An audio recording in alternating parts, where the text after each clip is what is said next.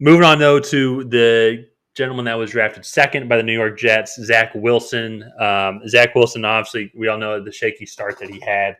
Did not really perform very well. He's on I would say probably the weakest of the teams, and actually not probably. He is on the weakest of the teams. I think Yeah. Jacksonville is better than New York.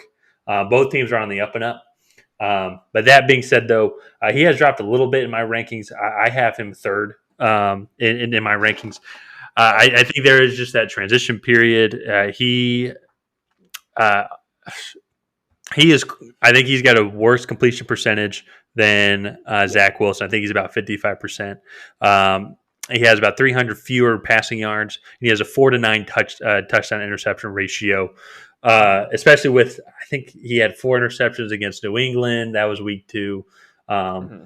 I think he had several against Denver. Really, after that Denver game, though, they beat Tennessee. Then they had a tough game against Atlanta, and then they did just come off a bye. But the Tennessee and Atlanta game, he looked much better. He did throw a pick against Atlanta. That was a mistake, but you're going to see that in rookies.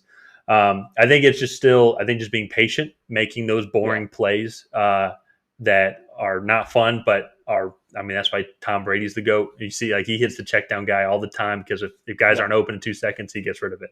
And I think that's something Yeah. that he's learning to develop. And so, what has been your overall thoughts on Zach Wilson and his progression that he's been making? So, coming out of the preseason, I was really high on Zach Wilson. I had him at number 2 of the 5 first round quarterbacks. And right now I have him at 5 out of the 5 first round quarterbacks. Wow. I Okay. just, I think what he showed in the preseason to now, it looks like he's regressed. I know the level of play has gone up, but just from what I've seen from him, he just mentally it hasn't grasped the NFL concepts yet. Yeah. And especially against New England, and I know New England probably threw a ton of crazy looks at him. But there were just throws that like he threw the ball up and he threw it up like a guy was streaking wide open Mm-hmm. down the sideline. And Mm-hmm. like it looked like when you watch it now, it looked like a punt.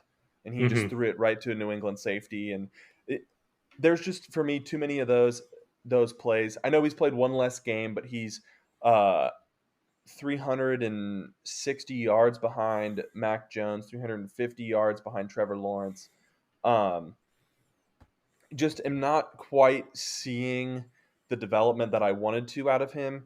And he has a large enough sample size to have some causes for concern Yeah. uh, for his growth in the future. So right now I have him at 5 out of 5. I think that will turn around. I think he just has to get in a more NFL mindset. And you say this term, but just play boring football. Just Mm-hmm. hit the check down, hit the slant over the middle. Don't try and roll out of the pocket and hit Corey Davis for a 55-yard touchdown.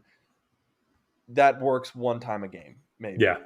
Yeah. So, it just again playing boring football and doing that. But Yeah. I think there's still hope. Just some concerns and some kinks he has to work out of his game.